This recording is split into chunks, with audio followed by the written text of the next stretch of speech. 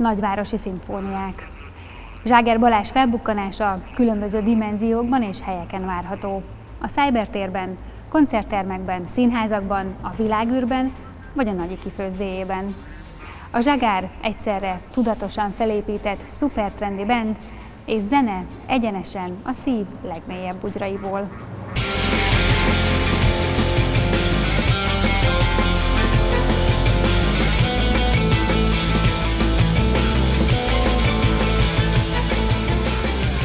Itt vagyunk nálad, itt születnek a dalok, úgy képzeljük el?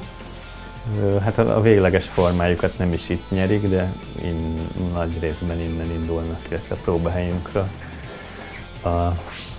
az első ötletek, igen.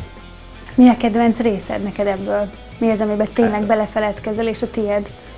Hát a heuréka érzés, amikor így úgy érzem, hogy ez egy olyasmi lesz, amit szívesen megmutatnék majd másnak is. A felesleget megszárítjuk, és félretesszük az ínségesebb téli időszakot.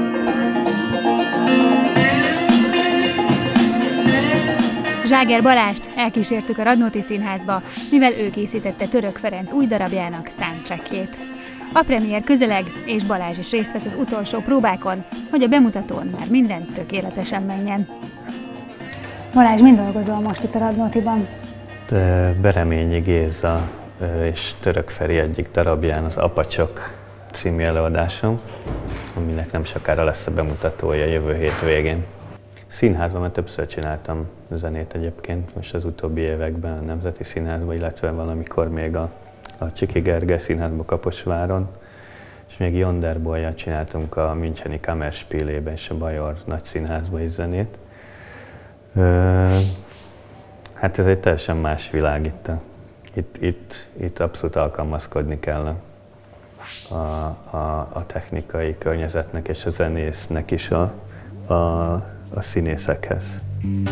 A próbának vége, de mielőtt visszaindulnánk a stúdióba, irány egy remek kifőzde. Balázs, a kedvenc helyeden ebédeltünk. Hogy találtad ezt a helyet?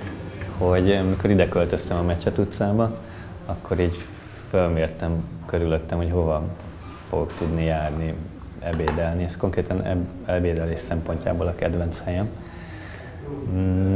Mert így aggódtam, hogy csak ilyen kínaiak vagy ilyesmi lesz a környezetem, mert semmi bajom a kínai konyhában, nem, hogy valaki félreértsen, csak hogy minden nap azt tenni, azt azért nem szerettem volna, és hogy sétáltam a környező utcákba, és akkor megtaláltam ezt a kis budai házat, és így bejöttem enni egyet, és akkor így úgy éreztem, hogy megállt az idő körülöttem. És ezt te szereted? Igen, mert mindig rohanásban vagyok én is egyébként, meg folyamatos határidők nyomasztanak, és amikor ide eljövök ebéden, tehát az evésnél szerintem fontos az, hogy egy kicsit nyugodtabban érezze magát az ember. És hogy akkor úgy éreztem, hogy megnyertem a fő nyereményt az ebédlő szempontjából. Mivel Balázs kiskorában remekül rajzolt, úgy tűnt, mindenképpen egy művészeti középiskolában a helye. Mivel ilyenben nem vették fel, ezért egy műszaki suliba került, ahol programozást tanult. Azt vettem észre, hogy a programok között engem a hanggenerátorok érdekelnek legjobban, meg a hang valamiért, ugye ilyen hanggenerátor programokat írogattam. És aztán egy idő után elkezdtem az zongorán lepötyögni, hogy mit programozzak a gépbe. És aztán ez így egyre többet pötyöréztem a zongorán. Tehát autodidakta módon? Úgy kezdtem teljesen, és akkor apám egyszer felvette az ilyen pötyögésemet, és azt kaptam tőle karácsonyra, hogy egy profi zongorista két kézzel meghangszerelve játsza le azt a dallamot. És mit szóltál hozzá? Hát azt mondta, hogy ez nem lehet, hogy egy ember játsza, és hogy akkor ezt szeretném én is tudni. És akkor onnantól kezdve elkezdtem járni ehhez a zongoristához, magánórákat venni. Első nagylemezüket, a 2002-es Local Broadcaster-t egy zenei magazin beválogatta minden idők 50 legfontosabb hazai albuma közé. A Zságárt nem kerüli el a siker, több daluk került fel nemzetközi válogatásokra, számos külföldi szereplést tudhatnak a hátuk mögött, volt jelölésük nemzetközi zenei fesztiválokon, Legutóbbi albumuk és annak zászlós hajója, a Wings of Love pedig több komoly hazai elismerést csöpört be. A banda 2007 tavaszán egy családtaggal egészült ki, a basszusgitárt ugyanis Balázs öccse, a zenésznek tanult, egykoron színészként is dolgozó Ákos vette a kezébe. Sokoldalú család vagytok ezek szerint.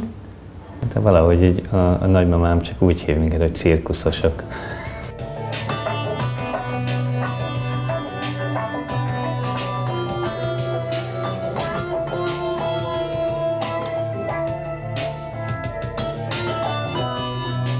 Mi az, amit leginkább szeretnél csinálni a jövőben? Nagyon sok külföldi felkérésetek van, inkább az az irány, amit szívesen látnál, vagy valami teljesen más? Hát most a tervek egyelőre annyiak, hogy szeretnénk ezt az utóbbi albumot, ami Magyarországon megjelent, külföldön is terjeszteni.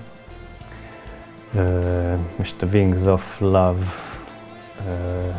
révén lesznek még megjelenések, készült hozzá vagy 8 remix.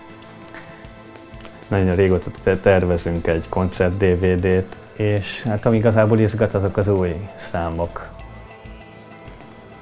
Ez a legnehezebb megtalálni egyébként, hogy merre fele induljon egy új lemezfelvétel.